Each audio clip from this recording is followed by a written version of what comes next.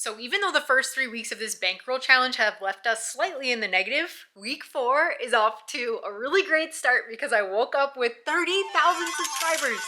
30,000 of you are watching this channel now, so I really appreciate you guys following along, and I cannot wait to bank something really big to give you guys all the excitement that you deserve for sticking around through all the bad times. I'm about to fire up an online session. It's Monday, week 4. Let's go.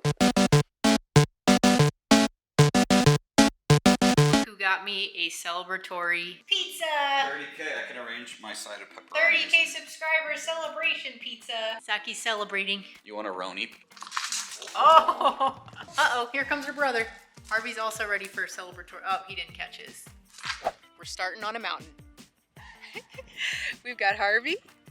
We've got Saki. They both made it up.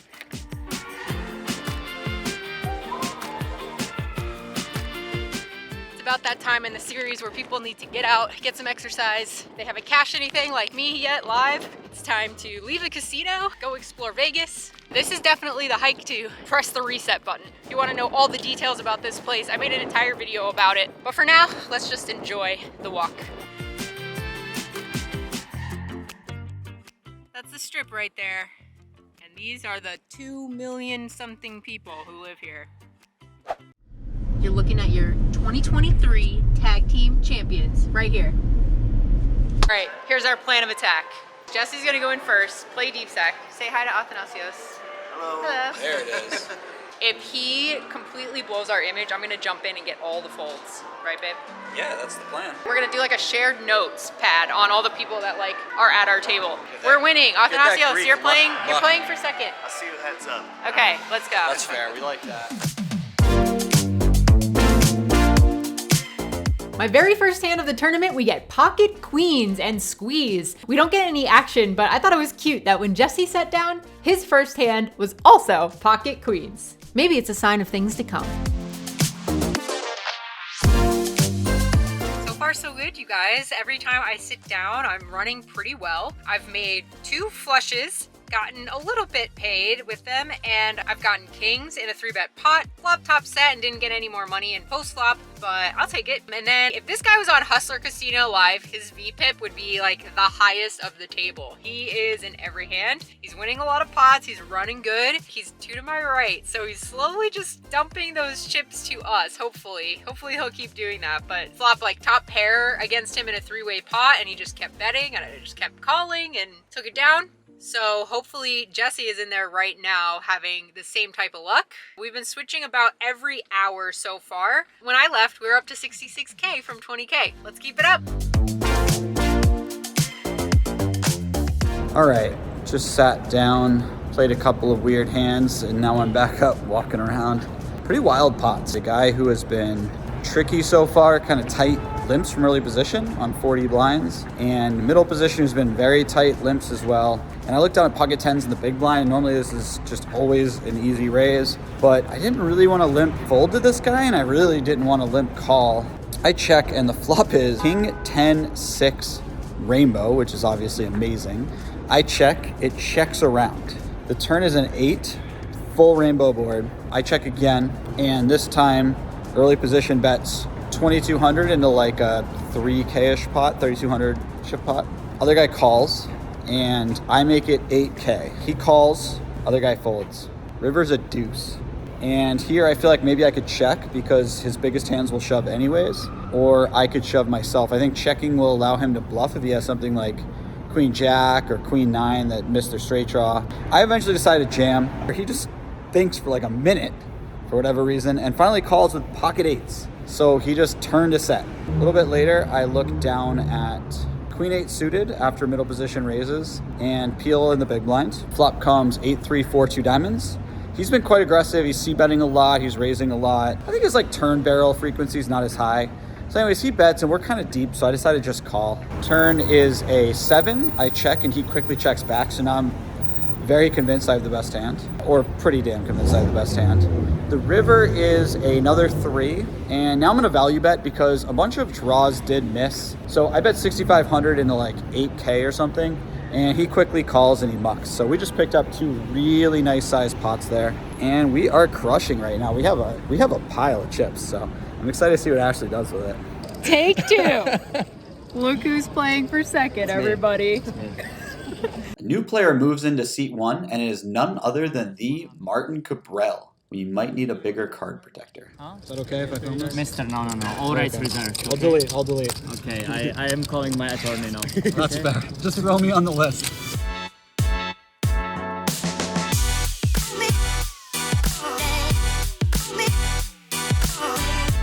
Okay, we're trying to strategize outside. We've got one level left. Day 2 bagging is like sometimes some people's dream. They can't win the whole thing. They just want a bag at least. So sometimes it's kind of like a soft bubble. So we're trying to strategize. I feel like Jesse will do better at amping up the aggression, but I would also get more folds maybe, since we've learned that this summer. I mean, he just played basically for a full hour, so we're trying to decide if he should.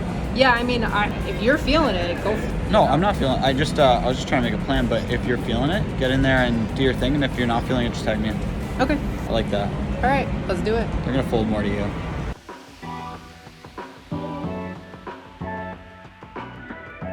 Now, I've been on the rail for 5 minutes. Ashley has ace king. She has an ace. You had ace, king, and aces? Racking up all the chips. I didn't get dealt that all Take day. care, guys. All right, so I sit back down. This is like a few minutes before the color up break. Under the gun 1 has been opening a lot. He's got 60 something bigs. He opens to 4K. I peel the cutoff with pocket jacks. I'm getting Jesse's reaction in the background while I say his hand. Big blind calls. The flop is 884 rainbow. Well, that wasn't my reaction. I think your call's fine. Oh, yay. Good. They both check to me. I bet 5K. Big blind folds and the original raiser just calls. He has been sticking around and losing a lot of pots to our seat. The turn is a king. He checks, we check back. The river's a blank. He checks again.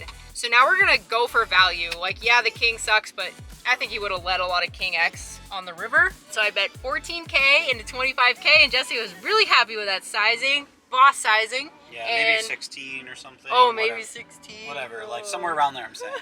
Okay, well, 14 did the job because he called, mucked, and we win with pocket jacks. Yeah, so that one was fun. I'm very happy you got value there. That's Hell all. yeah. Then the next hand, I've been opening a lot and getting jammed on by short stacks. And now I've got ace king, same situation. Short stack jams all in. He's got 15 bigs. We're obviously calling. Actually, Branson called in between, so I had to rip it in over the top to isolate. We hold versus ace jack, so we get all those chips.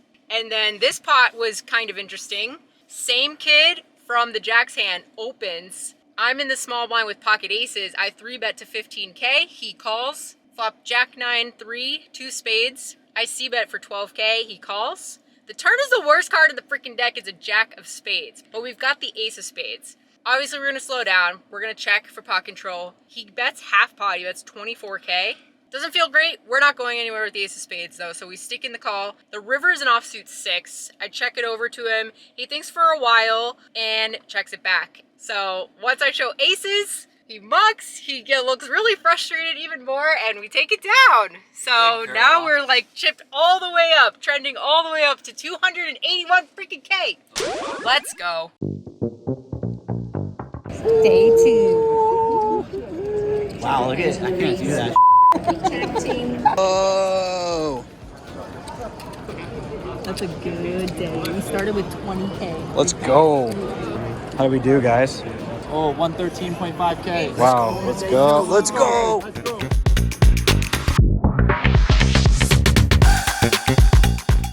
Hey. You got me again. No, we're being serious. It's like, that's not Brad. Oh, yeah. It's like, no, for real. I kind of forgot what a rush it is to run really good. Yeah, that was Holy nice. crap, it's been a while since I've run that hot. Bag chips, day 2.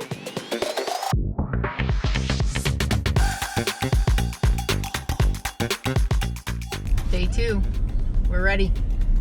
We're close to the money. There's 250 something people left and 193 teams will get paid. 95K for each of us if we win the bracelet. So what's our game plan going in today? We're gonna continue to take notes on our table. Yeah, apply some pressure. Apply some pressure. I'm gonna play first just for like a couple minutes, and then we're so close to the bubble with a huge stack. And as much as I want to get like more practice in that scenario, Jesse's like already proven like crusher in that type of scenario, so we're putting him in for that.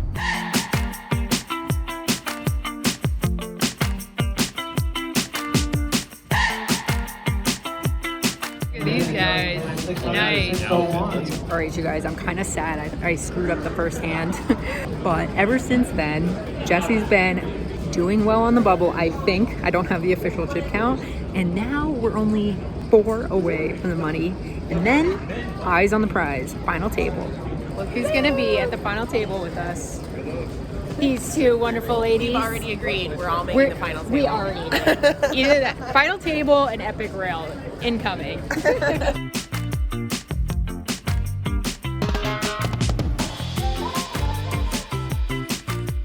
The way this hand for hand is going to work, we're going to do 1 hand per table. We're all freezing cold. We're only 1 away from the money. This guy decided to wear shorts. And everybody else has got blankets. Really cool shorts. They are really cool shorts. 1 away from the money, you guys. 1 away. Congratulations, everybody. You're in the money. Tag team, you're in the money. All right. Right after the bubble bursts, we make the nut flush, and we get 3 streets of value. Handed off those chips, we move to a brand new table, and right now I'm running to the car because it is freaking freezing in that room. I'm bringing Jesse pants. Yes, we've come prepared. We've done this before. I'm very proud of us for bringing multiple jackets and multiple layers, so they're coming in handy right now.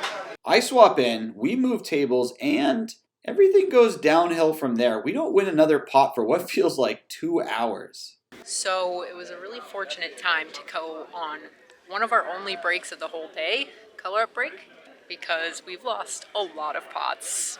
I made a flush right after the bubble burst. So then other than that, Jesse 3-bet jacks, gets called. Flop is all undercards, like 9-7 deuce. He c-bets, gets called. The turn is a queen, check. The river is an ace, and the guy leads into him for a really small amount. Yeah, like Tiny amount. He ended up paying off the river, and the guy flips over ace jack that floated flop. It's just been kind of brutal. We're regrouping. We're gonna go in there because if we double up and we're back in it, we want to have a good mental space. Our first stop on the comeback trail, we get an ace-king against ace-jack for maybe 5 big blinds, and we hold by the river, so we get a full double up. The blinds go up again, so now we're still a little less than 10 blinds. We have ace-jack offsuit. We ship it in and get called by pocket 9s, my favorite pocket pair. We don't hit on the flop. We don't hit on the turn. And on the river, jack. Hey. We spike an ace. So now we actually have fold equity, you guys. We're over 10 big blinds. Let's keep the momentum going. We are on the rail, sweating Ashley on a short stack. Look at her, just crushing it. She has been in charge for a few hours now, just the way we like it. With 12 big blinds on the button, we look down at pocket jacks, and although it's tempting to just rip it all in so you don't have to make tough decisions, premium hands don't come around all that often, so you want to squeeze as much value out of them as you can. So I go for the min raise, and the big blind opponent does the work for me. He puts me all in. We obviously call off, and we're up against king jack. We are in amazing shape. We're good on the flop, and on the turn, the dealer puts out a king. No.